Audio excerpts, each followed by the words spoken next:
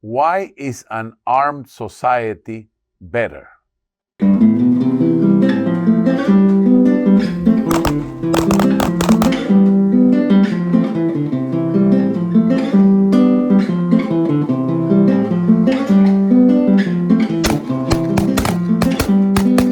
Greetings, friends. The topic of firearms is always on the table.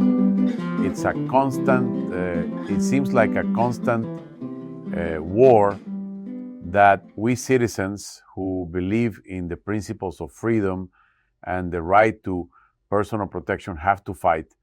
And in this video, I want to present some reasons why an armed society is better, is more peaceful than an unarmed society. Look, you've already seen examples of places where firearms are heavily restricted, where, contrary to what anyone would believe, there is more violence, there are more crimes than in places where people have the freedom to be able to acquire firearms for their personal protection and also for sport, hunting, etc., etc. But I focus more on the right to personal protection.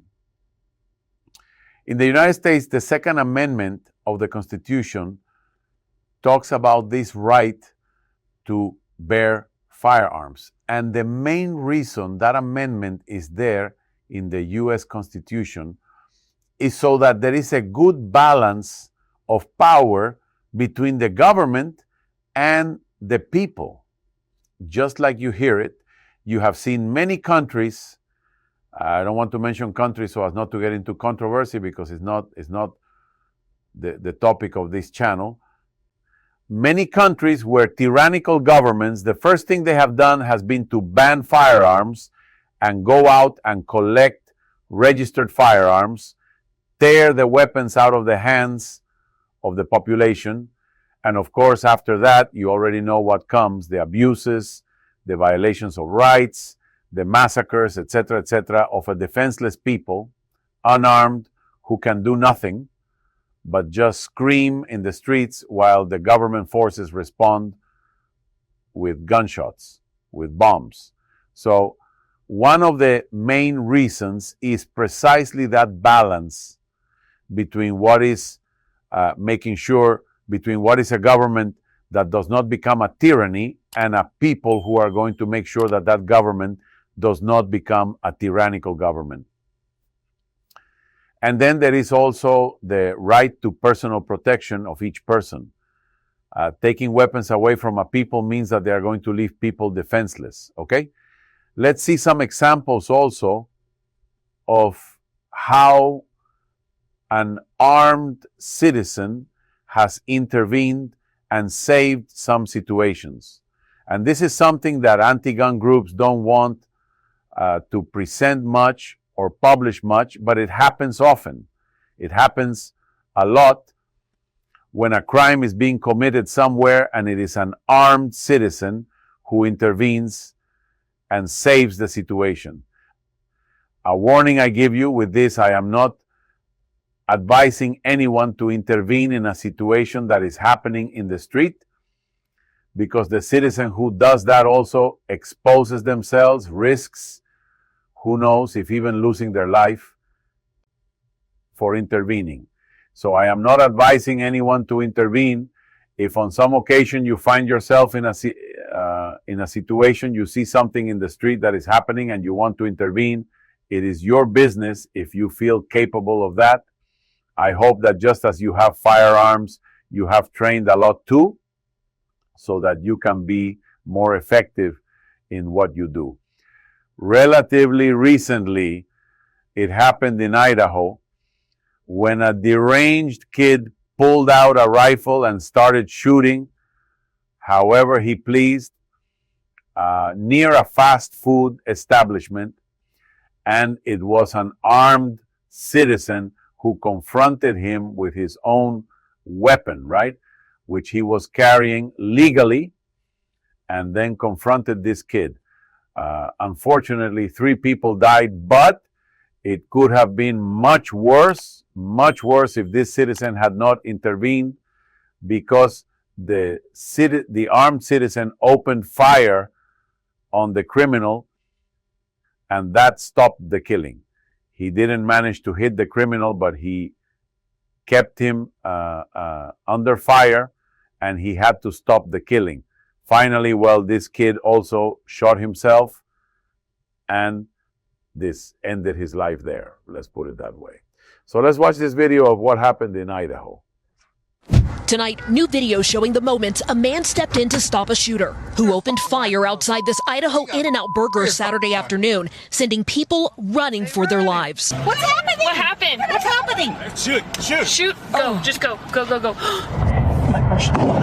You see a gunman with an AR-style rifle unleashing several rounds in the drive-thru of the popular fast food chain, which opened just days ago in Twin Falls. Another man then returns fire. Lane Cohen witnessed the shooting from his car. Is he a hero? Yeah, I would say he definitely distracted the shooter from shooting more people. Well, as you can see,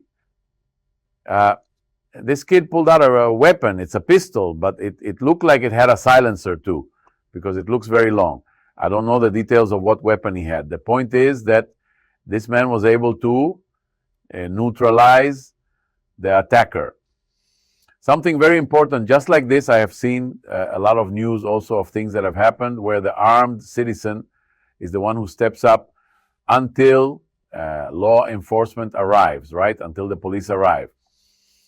Let's see another video too. And speaking of until the police arrive, how long does it take for the police to arrive? And that depends on the country where you are. Here in the United States, it can be from 3 minutes to 15 minutes, let's say. Depends on what the location is. If you live nearby, and it all depends if the police officer is nearby too at the moment of the emergency call. Our police friend too, the patrol car can get stuck in traffic on the street if it's a time when there are many cars on the street, and that can prolong the time. The point is this: while the police are arriving, how many shots can be fired?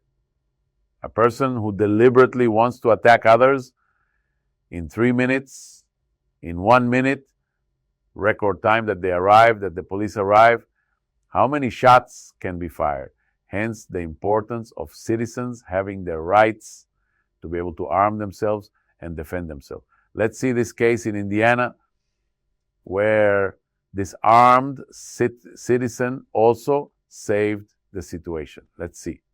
This morning, as Greenwood, Indiana authorities hunt for answers in that deadly mall shooting, investigators crediting a bystander, 22-year-old Elisha Dickon, who was legally armed, with stepping in and stopping the suspected shooter before more were killed. How quickly does that bystander hero step in? Within 2 minutes. The first shot was fired at, I believe, 5:55. I believe the suspect was neutralized at 5:57. Exactly what I just said. In 2 minutes, this armed citizen neutralized the attacker. Believe me, my friends, there are more cases in the United States. There are more cases of armed citizens who have been able to neutralize an attacker than an attacker who has committed massacres, who has committed very bad things because there was no one armed around. And precisely, there are places where carrying weapons is prohibited that should be allowed. In my opinion, it should be allowed. And that's why those are the places where some deranged lunatics want to commit these types of crimes. We live in a society of law and order, but we have to understand that order rests on force. There are people who say, no, the only ones who should have weapons are the police and the military. And to those people who say that, I say, well, that's a very nice idea. But I think that's all it is, a very nice idea. How lovely that would be.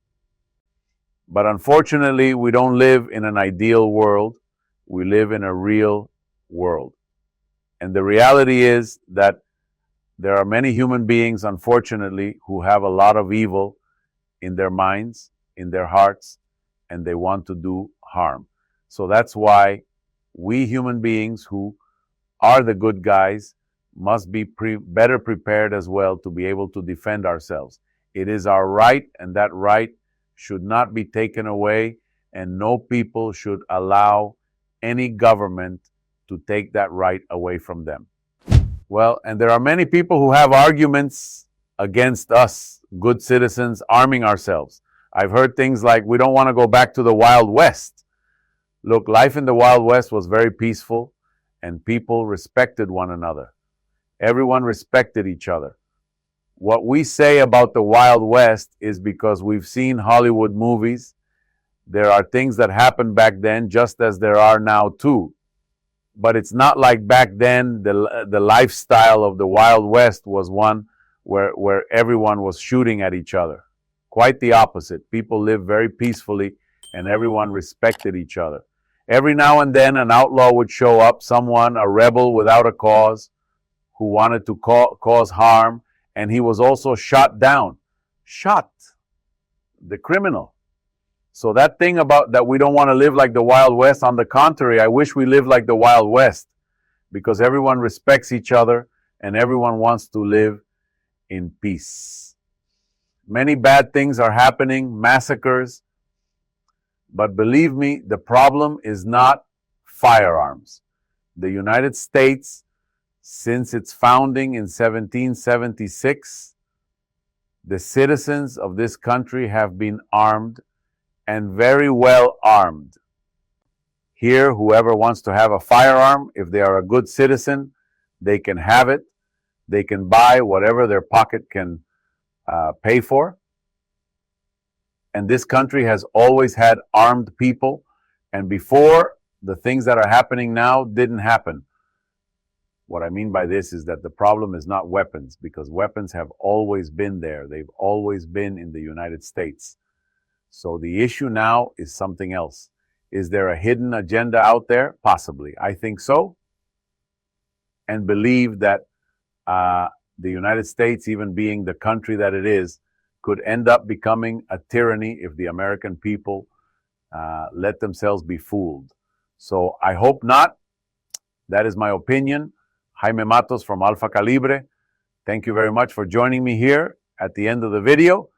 If you have any opinion, please feel free to leave it down below. I'd be glad to read it, just not a political opinion. That's all I ask. Against one person or another, one ruler or another, a political party, none of that. No political opinion, but in a general sense, the right to use, own, and carry firearms. Thank you very much. See you next Saturday.